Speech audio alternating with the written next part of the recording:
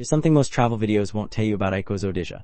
This place operates on what they call the infinite lifestyle concept, which sounds like marketing fluff until you realize it means genuinely unlimited premium alcohol, Michelin-trained chefs at multiple restaurants with 0 reservations needed. And here's the kicker. They'll actually customize meals for diet restrictions without that usual resort eye roll.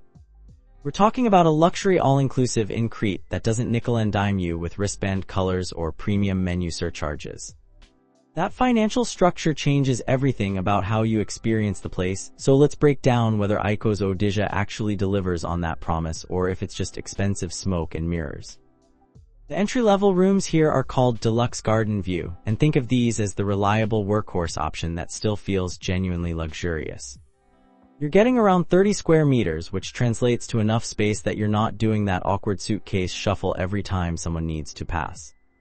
The garden views look out onto landscaped grounds rather than the sea, but honestly, if you're spending all day at the beach anyway, does it matter what you see for the 8 hours you're unconscious? These rooms come with that modern Aegean aesthetic, lots of whites and soft blues, marble in the bathroom that feels cool under your feet after a day in the sun. The bed situation is comfortable enough that you might actually sleep past your alarm, and there's a decent minibar that gets restocked daily as part of the all-inclusive setup. The bathroom includes a rain shower that has proper water pressure, not that sad dribble some resorts try to pass off as ecological. Air conditioning works well, which matters more than people realize until they've spent a July night in Crete without it.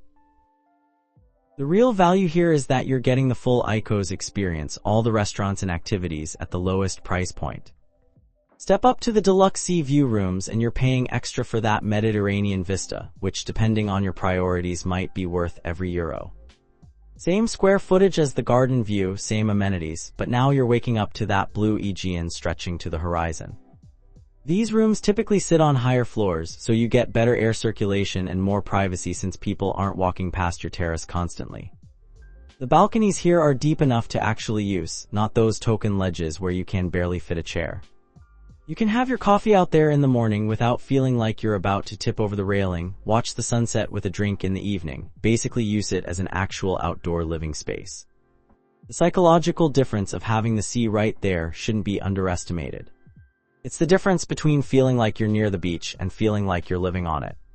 For couples especially, this upgrade often makes sense because you end up spending more time in the room, using that balcony as your own private retreat between activities. The Deluxe Collection Bungalow Suites are where things get interesting for families or anyone who wants more separation between sleeping and living spaces. These clock in around 45 square meters, configured as a suite with a distinct bedroom and a living area that doesn't feel like an afterthought. The living space includes a sofa bed that's actually comfortable enough for kids or even adults who don't have back problems, plus a proper seating area where you can hang out without everyone sitting on beds like you're at summer camp. There's a larger terrace here, often with direct garden access on ground floor units, which means kids can run in and out without you having to escort them through hotel corridors every time. The bathroom situation is more generous too, with double sinks that prevent the morning traffic jam when everyone's trying to get ready for breakfast. Some of these bungalows offer swim-up pool access, meaning you can literally walk from your terrace into a shared pool, which sounds gimmicky until you have young kids who want to be in water every 17 minutes. The location of these suites tends to be quieter, set back from the main pool areas, so you get less ambient noise from the entertainment team's afternoon activities. Now the Deluxe Collection 2 Bedroom Bungalow Suites are the heavy hitters, designed for extended families or groups traveling together who don't want to murder each other by day 3. You're looking at around 60 square meters split across 2 separate bedrooms, each with its own bathroom, plus that living area with the sofa bed. This configuration solves that eternal vacation problem where grandparents, parents, and kids are all trying to coexist in one room with completely different sleep schedules. Everyone gets their own space, their own bathroom, their own territory. The master bedroom usually gets the better view and a slightly larger bathroom, while the second bedroom is still genuinely comfortable, not some cramped afterthought. The living area here becomes the actual hub where people gather, with enough seating that you can have conversations without everyone perched awkwardly on bed edges. These suites often include those swim-up pool access options, and the terraces are substantial enough to set up for outdoor meals if you want to order room service breakfast and eat outside without feeling cramped. For the price of 2 separate rooms at many hotels, you're getting this communal space that actually makes group travel pleasant. The restaurants at Ikos Odisia follow that infinite lifestyle concept, meaning you're not dealing with reservation systems or supplement charges, just show up when you're hungry.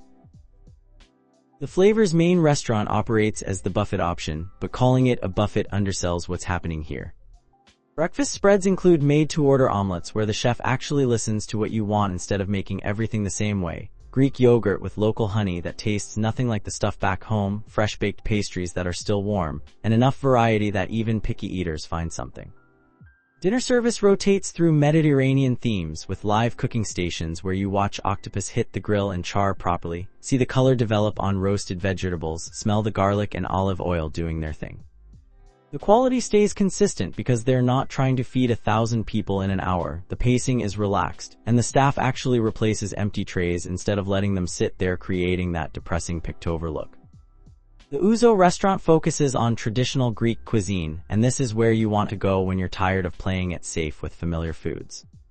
The menu changes, but expect things like slow-braised lamb that's been cooking for hours until the meat pulls apart with a fork, moussaka with bechamel that has that perfect golden crust on top, fresh fish grilled whole with lemon and oregano that tastes like the sea in the best possible way.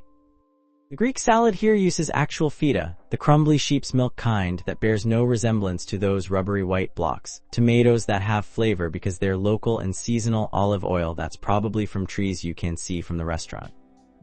The staff here tends to be older, more experienced, the kind of servers who know the menu inside out and can guide you toward dishes that match what you actually like rather than just pointing at the most expensive item. Portion sizes are generous without being wasteful, and they're happy to bring out extra bread for soaking up those olive oil and tomato juices that would be a crime to leave on the plate. Fresco operates as the Italian concept restaurant, and before you roll your eyes at another hotel doing Italian food, the execution here is legitimately solid. The pizza oven is wood-fired and runs hot enough that you get that characteristic char and bubble on the crust, not the flabby pale circles some places serve. Pasta comes out properly al dente, sauced correctly with the pasta and sauce finishing together in the pan rather than noodles with sauce dumped on top. The carbonara uses guanciale when they can get it. The cacio e pepe has that creamy emulsion from pasta water and cheese rather than added cream, small details that show someone in that kitchen actually knows Italian technique. The tiramisu is made in-house and tastes like coffee and mascarpone rather than generic sweet sponge. Service here leans casual, families with kids fit in fine, but it's still nice enough for a date night if you're traveling as a couple. The Provence restaurant brings French technique to the table, which means you're looking at dishes with more components, sauces that have been reduced and refined, presentations that show care without being fussy. Think duck breast cooked to proper medium rare with a fruit reduction, beef with a red wine sauce that has depth, fish with beurre blanc that's silky and balanced. The vegetable sides here get actual attention rather than being afterthoughts, roasted or prepared in ways that make them interesting.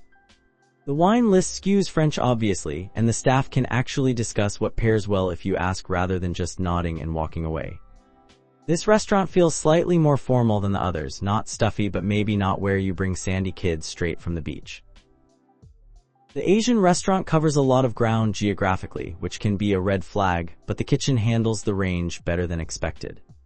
Sushi and sashimi use decent fish, properly cold, cut correctly, with real wasabi available if you ask rather than just that green paste. The hot dishes span Thai curries with actual heat and complexity, Chinese stir-fries with that high-heat wok flavor, some Japanese options like teriyaki and tempura. The pad thai has that balance of sweet, sour, and savory with actual tamarind rather than ketchup. The green curry has lemongrass and galangal doing their aromatic thing. The fried rice isn't just an oily afterthought. It's not going to replace an actual trip to Bangkok, but for a hotel restaurant on a Greek island, it's surprisingly competent. The beach and pool setup at Ikos Odisia is where you'll spend the bulk of your waking hours, so the details matter. The main pool is that resort centerpiece situation, large enough that it never feels genuinely crowded even when the hotel is full, with a depth that gradually transitions from shallow lounging areas to deeper swimming sections. The water temperature is maintained at that comfortable level where you can get in without the shock of cold, but it's still refreshing on a hot day. Loungers around this pool are the nice padded kind, not those plastic torture devices, with umbrellas that provide actual shade positioned so you're not playing musical chairs all day to stay out of the sun. The towel reservation situation here is generally civilized. The hotel provides enough loungers that people aren't sprinting down at dawn to claim spots, though prime locations near the pool bar or with the best views do fill up earlier during peak season. The beach access is direct, meaning you walk from the pool area straight onto sand without crossing roads or navigating complicated paths.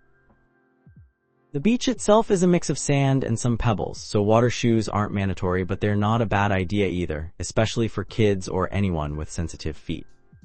The Mediterranean here is swimmable, with that clear turquoise water you see in photos that actually looks like that in person. Wave action tends to be gentle most days, making it suitable for families, though occasional wind can kick up some chop. The hotel maintains a sectioned area with loungers and umbrellas, and there are water sports available through the activities program. Lifeguards are present during daylight hours, which provides peace of mind if you have kids who like to test boundaries. The beach bar serves drinks and snacks, so you don't have to trek back to the main restaurant if you're hungry, and the staff comes around taking orders, so you don't even have to get up if you don't want to. The swim-up pool sections connected to certain bungalow suites create a different vibe, quieter and more private, though technically shared among the units with access. These pools are shallower, designed more for lounging with a drink than actual swimming laps, and they're positioned away from the main action so you get less noise from activities and music. The water temperature here sometimes runs slightly warmer than the main pool since they're smaller bodies of water, which can be nice or less refreshing depending on your preference.